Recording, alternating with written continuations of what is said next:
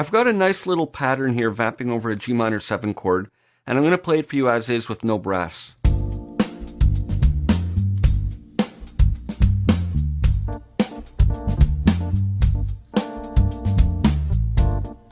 So it sounds nice, and I've looked through my songs and I've found a song in the pop genre, the song Getting Out, and I like the 4th pattern, and I've clicked on the F here to select that 4th pattern, and I want to get this to fit over my G minor 7. The problem is it's not in the key of G minor or G minor 7, so how can I get it to fit? I'll play it for you as is, just triggering a C note.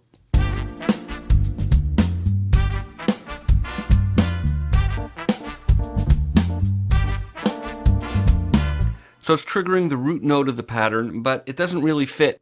Well, the good news is we can use smart chords to force the Animator songs and patterns to a key. So let me turn on smart chord, and I'm going to get it to conform to the root key of G and the quality of G minor. And now we're going to hear the pattern in the key to match this accompaniment.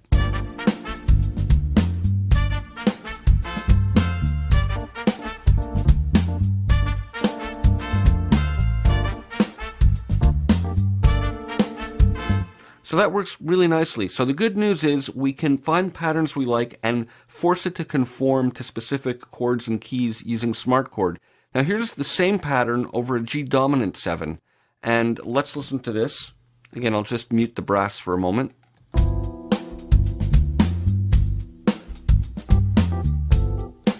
It's no problem for smart chords. I'm just going to change the quality here to dominant 7. Same trigger note.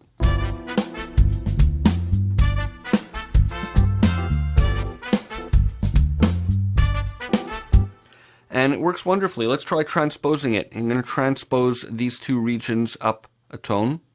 And now we'll hear it in the key of A. And again, let me just mute this for the moment.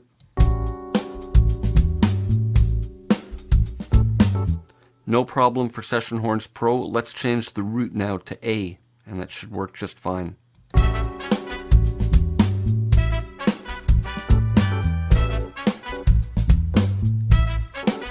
So that's a really nice way to customize the patterns using smart chords. And once we've established the key and chord map, we can then trigger different notes to trigger that pattern in that key, but over different chords all in that key. Let me give you an example.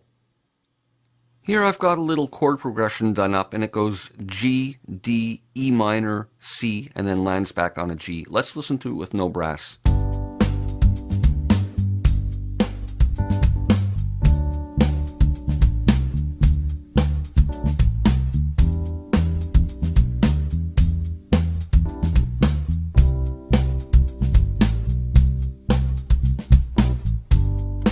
So a simple pattern. Now I've set smart chord to G major since that's the key it's in, and I've programmed up some trigger notes here. Now I've selected a different phrase from within this Getting Out song, and I did that just by clicking on this virtual keyboard here, and here's what it sounds like.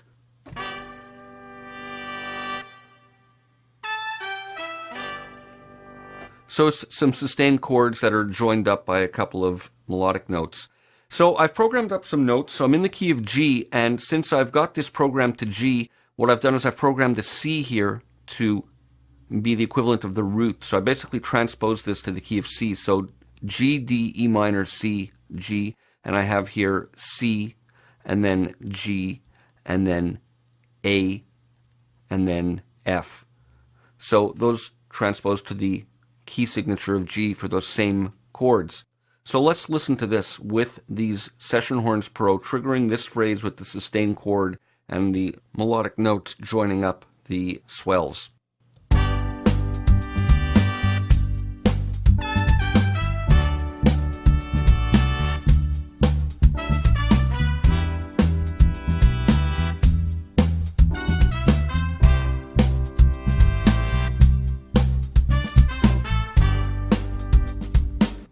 So by using smart chords to conform to the key and the chord map, and then using different trigger notes within that key, you can really get your phrases to fit whatever you're working with.